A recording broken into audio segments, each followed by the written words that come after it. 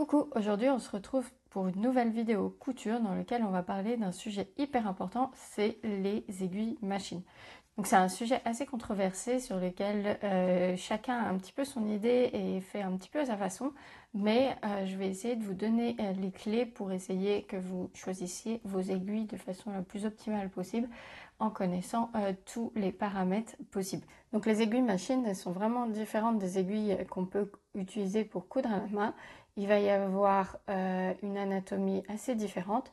Donc si on regarde sur le dessus d'une aiguille, on va avoir la pointe, ensuite on va avoir le chat, et le chat il est inclus dans ce qu'on appelle une rainure. Donc la rainure elle est sur le devant de l'aiguille, et ensuite on a le talon avec des inscriptions. Si on retourne notre aiguille, on va s'apercevoir que le talon est plat. Donc ça c'est une aiguille pour les machines familiales. Certaines machines demandent des aiguilles dont le talon n'est pas forcément plat. Ce talon plat, ça permet d'être sûr de l'avoir mis dans le bon sens sur la machine. Donc c'est quand même assez pratique, et donc je suis quasi sûre que vos machines fonctionnent avec des aiguilles avec un talon plat.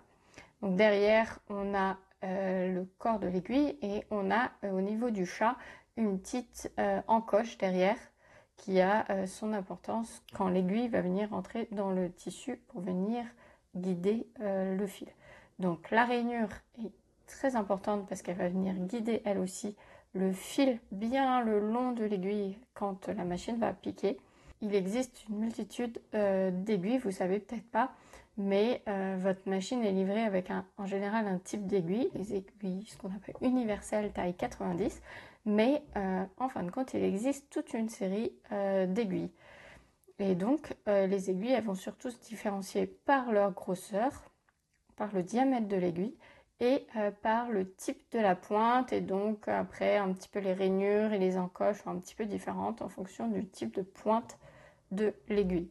Donc ça va permettre d'adapter son aiguille en fonction du tissu que l'on coud et du fil que l'on coud. Il est important de choisir des aiguilles de bonne qualité parce que c'est quand même des éléments assez précis en termes de fabrication. Je vous conseille vraiment de choisir des fabricants type Schmetz pour avoir des aiguilles de qualité avec un service de qualité derrière qui garantissent que l'aiguille est bien conforme.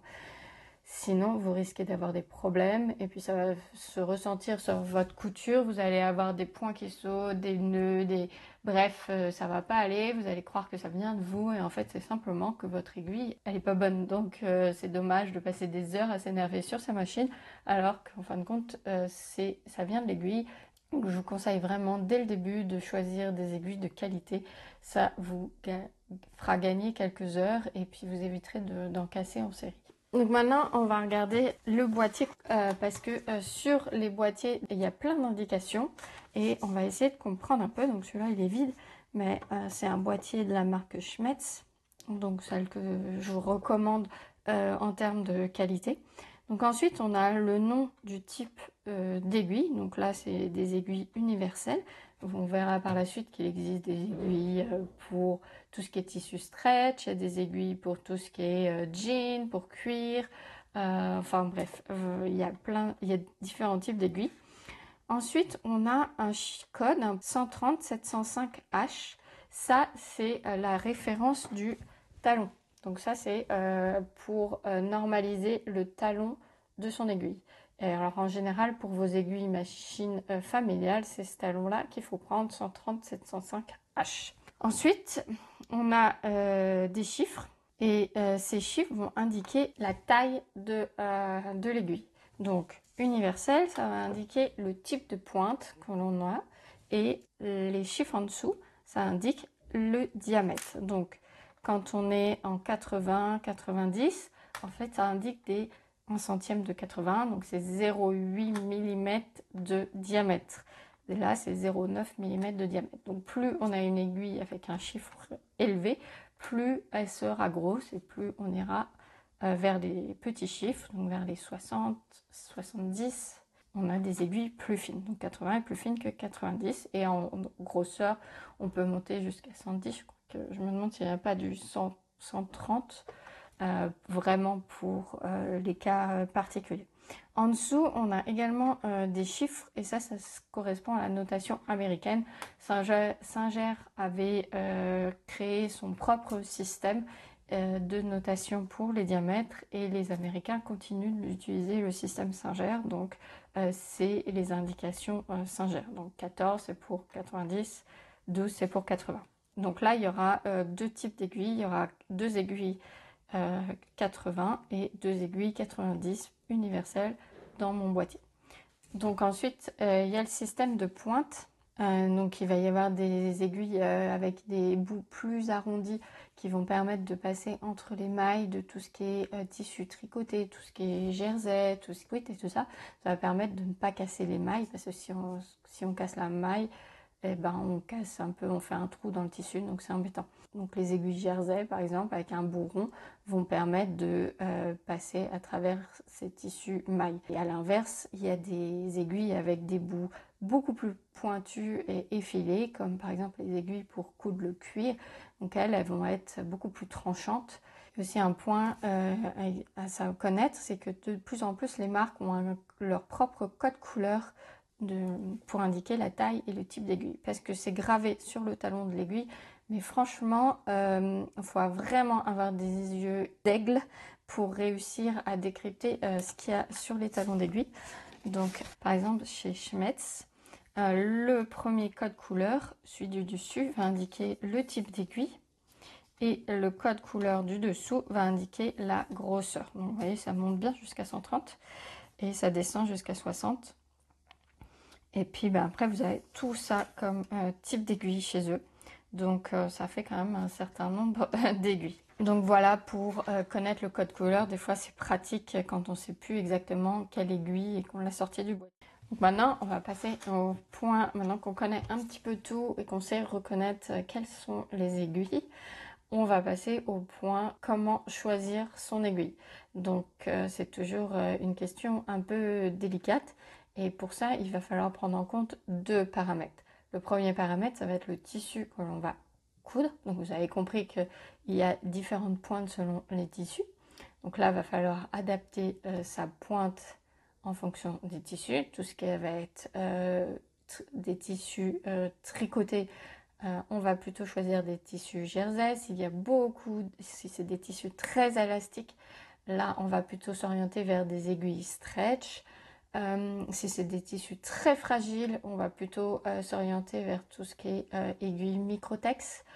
Ensuite, pour tout ce qui est tissage, des tissages assez serrés, assez denses, comme tout ce qui est du jean, du denim ou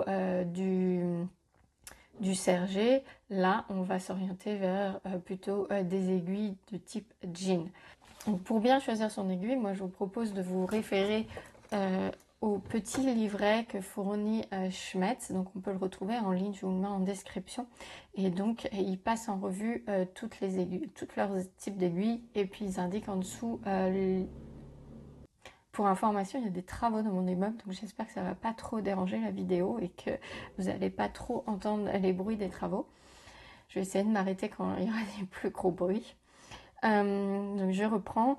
Donc sur ce livret, pour chaque type d'aiguille, ils indiquent quel type de tissu utiliser avec, pour quel type de tissu cette aiguille est faite. Donc, mais moi je trouve que c'est pas très pratique comme format. Donc ce que j'ai fait, c'est que j'ai repris toutes leurs indications et je les ai mis sous forme de tableau. Et donc vous retrouverez tous les tissus, et vous avez les différentes aiguilles les plus standards, et puis quel type d'aiguille utiliser pour quel tissu avec les grosseurs. Donc ça peut vous donner une idée, et il est en téléchargement gratuit sur mon site, donc je vous mets le lien en dessous. Et moi je trouve ça très pratique, je l'ai toujours à côté de mon bureau pour pouvoir m'y référer quand j'ai un doute, un tissu que j'utilise pas tous les jours. Donc globalement on utilise beaucoup l'aiguille universelle, mais dès que ça va être des tissus un petit peu plus qui changent un petit peu de l'ordinaire, des tissus très serrés comme les jeans, ou alors des tissus très fragiles ou stretch, on va plutôt choisir du jersey, du microtex, du jean en fonction. Donc voilà pour le choix de l'aiguille. Et pour la taille, là on va plutôt s'orienter vers l'épaisseur de son fil et puis un peu l'épaisseur du tissu. Donc globalement, les fabricants d'aiguilles indiquent que plus l'épaisseur est, plus vous avez d'épaisseur de tissu, plus vous devrez choisir une grosseur élevée. Et plus votre tissu est fin, plus vous allez vous orienter vers des aiguilles fines. Mais il ne faut pas oublier que pour une aiguille très fine, une 60-70, la rainure ici va être toute petite. Donc votre fil doit aussi être très fin pour pouvoir rentrer dans la rainure de votre aiguille.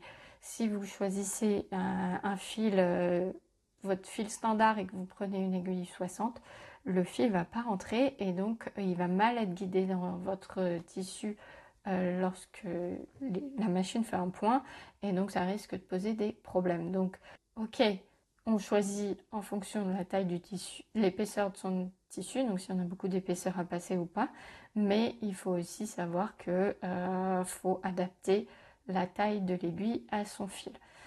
Donc pas prendre trop petit si on n'a pas du fil trop fin. Donc ça, je vous invite vraiment à faire attention. En général, sur les sites des fabricants de fils, donc les fabricants, ceux que je conseille, Gutermann, Meltler, si vous allez sur leur site, vous regardez votre type de fil, ils indiquent la taille des aiguilles recommandées. Il faut rester dans la gamme de taille qui correspond à son fil. Donc c'est important de jeter un œil pour avoir un peu un ordre d'idée des tailles. Donc cette vidéo fait référence à un article que j'ai déjà écrit sur mon blog, donc je vous mets dedans tous les liens pour aller voir les différentes tailles et il y a un résumé de tout ce que je raconte. Donc comme il y avait pas mal d'informations contradictoires sur comment choisir l'épaisseur de son aiguille, j'avais contacté à l'époque Schmetz pour savoir un peu ce qu'eux ils en disaient. Ils m'ont dit qu'il fallait bien choisir en fonction de la taille, de l'épaisseur de son tissu, mais également de la taille de son fil. Et donc ils m'ont donné une petite astuce pour savoir si son fil est bien adapté à son aiguille. Donc ils ont expliqué que vous donnez une orientation de 45 degrés à votre fil. Donc vous enfilez votre aiguille, vous faites attention au sens. Et ensuite, vous laissez tomber votre aiguille. Et donc, on voit que là, mon aiguille, elle glisse pas du tout sur mon fil. Elle a vraiment du mal. Alors là, c'est un peu normal, c'est que j'ai choisi un fil pour surfiler les coutures de jean, donc un fil épais et solide, pour une aiguille Microtex 60. Donc vraiment le plus petit diamètre d'aiguille. Donc quand on essaye de faire glisser l'aiguille, elle glisse pas du tout. Donc clairement le fil est trop gros. Si maintenant on vient prendre une aiguille jean plus grosse de 90 ou 100, je sais plus, de 100 je crois. Donc là si je mets un angle de 90 degrés, l'aiguille elle glisse uniformément, elle ne fait pas des petits sauts. Ça veut dire que l'aiguille et la grosseur de l'aiguille est adaptée au fil. Donc c'est un peu ça qu'il faut regarder. Si vous avez un doute, si vous ne connaissez pas votre fil et si vous ne savez pas non plus l'aiguille, la taille de l'aiguille, vous pouvez prendre votre fil et regarder si votre aiguille elle glisse bien le long de votre fil sans faire des petits sauts ou sans faire des à-coups. Dans ces cas-là, c'est que le fil est adapté à l'aiguille. Donc c'est une petite astuce pour se souvenir, pour essayer de savoir si c'est correct ou pas. Ensuite, bien sûr, une aiguille, ça s'esquinte. Une aiguille, c'est du consommable. Faut les changer. Les fabricants conseillent après 8 heures de couture. Donc c'est pas de 8 heures où vous passez à coudre parce que vous n'êtes pas 100% du temps sur votre machine, mais c'est de 8 heures où l'aiguille est utilisée. Donc ça fait un gros, tous les 3 gros projets à peu près. Voilà, ça dépend du projet. Donc il faut penser régulièrement à changer ces aiguilles. Pour savoir si une aiguille est encore bonne, alors déjà, il faut regarder si elle n'est pas tordue. Si vous apercevez qu'elle est toute tordue, c'est qu'il est temps de la changer.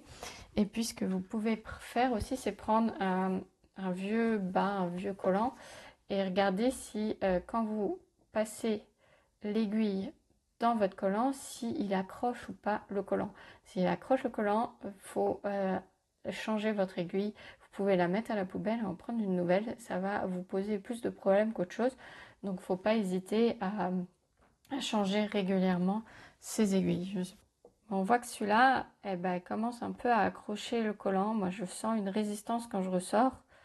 Et donc, c'est que cette aiguille est sûrement émoussée un petit peu au bout. Donc, ça ne se voit pas forcément à l'œil nu, mais quand vous allez coudre, surtout pour les tissus fragiles, ça va se ressentir et ça risque de poser des problèmes sur votre couture. Donc, vous vous embêtez pas, vous changez d'aiguille. Donc ça, c'est un point important, ne pas oublier que les aiguilles sont des consommables et que ça s'use et qu'il faut les changer au même titre que les épingles et tout ça.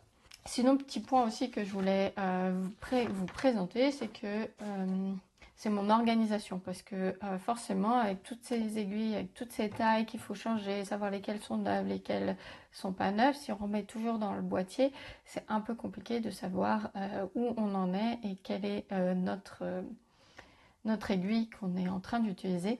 Donc moi j'ai adapté ce système, donc je me suis fait un petit coussin. Donc là j'ai mes aiguilles, c'est moi qui ai fait imprimer le tissu, donc j'ai fait directement imprimer les lignes et les écritures.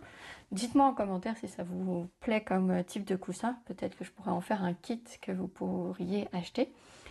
Et donc, c'est simplement un tableau dans lequel je viens ranger mes aiguilles en fonction de la grosseur et du type. Et puis, j'ai aussi un système de couleurs parce que j'ai mes 3 machines entre la machine à coudre, la surjeteuse, la recouvreuse. On est des fois un petit peu perdu. Donc, mon système, c'est que, par exemple, ma machine à coudre qui a le repère noir. Donc, moi, j'ai une pastille sur ma machine pour indiquer que c'est le code couleur noir que j'ai aussi sur ma pédale et sur les prises électriques pour savoir un peu laquelle c'est.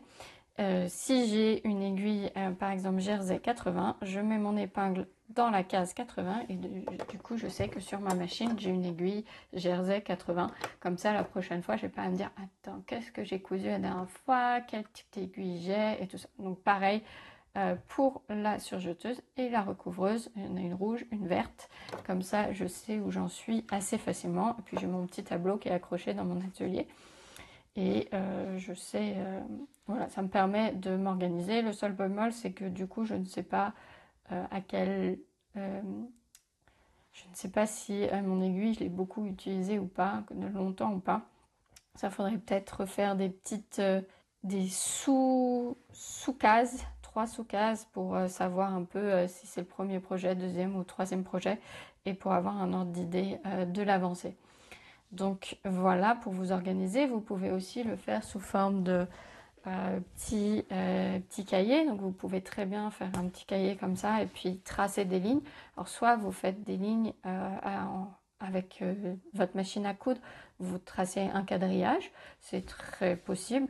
Et puis après, vous venez inscrire soit au stylo textile, soit des fois il y a des tampons où on peut écrire des choses et échanger. Donc vous pouvez mettre les tampons pour indiquer. Soit vous avez la chance d'avoir une machine de découpe et dans ces cas-là, vous pouvez écrire avec du flex les noms des machines et les diamètres. Voilà, il y a différentes façons. Vous pouvez aussi faire une page, faire un petit livre avec une page par case. Donc si vous n'avez qu'une seule machine, moi ce que je vous propose aussi c'est de télécharger mon petit tableau que je suis venue plastifier et puis coller avec du scotch double face sur ma machine. Et donc vous pouvez avec un feutre de tableau blanc venir cocher là où quelle aiguille est sur votre machine pour savoir quelle aiguille vous utilisez. Donc quand vous rangez votre machine, vous savez que là c'était ma recouvreuse, elle a une aiguille 80 Jersey. Donc ça vous permet de savoir un petit peu où vous en êtes. Donc voilà, si ça vous intéresse, vous pouvez aussi télécharger ce tableau d'aiguille et le mettre à côté de votre atelier, à côté de votre machine pour toujours savoir quelle aiguille vous avez actuellement sur votre machine. Donc pour faire un résumé, donc on choisit bien le type d'aiguille en fonction de son tissu. Donc là je vous renvoie vers le tableau à télécharger. Vous choisissez également la taille de votre aiguille en fonction de votre fil et de l'épaisseur que vous avez à coudre. Donc plus il y a d'épaisseur, plus on prend une aiguille élevée et plus on a un tissu fin, plus on utilise un fil fin avec une aiguille fine. Et puis on n'oublie pas de changer son aiguille et on essaye d'avoir une organisation pour un petit peu savoir où on en est dans ses aiguilles, quelles aiguilles sont sur sa machine et puis quelles sont les aiguilles neuves ou pas, pour pas tout mélanger parce que c'est vrai qu'on arrive vite à avoir un certain nombre d'aiguilles.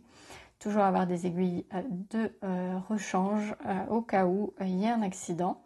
Donc j'espère que cette vidéo sur ce sujet un peu épineux des aiguilles machine vous a plu et elle vous a aidé à y voir plus clair. Si vous avez aimé la vidéo, n'hésitez pas à la partager à quelqu'un que ça pourrait intéresser, à liker la vidéo, ça m'aide à avoir plus de visibilité et puis à vous abonner pour que vous puissiez avoir des notifications quand il y a des nouvelles vidéos qui sortent. Et moi je vous dis à bientôt pour une nouvelle leçon couture et en attendant, cousez bien.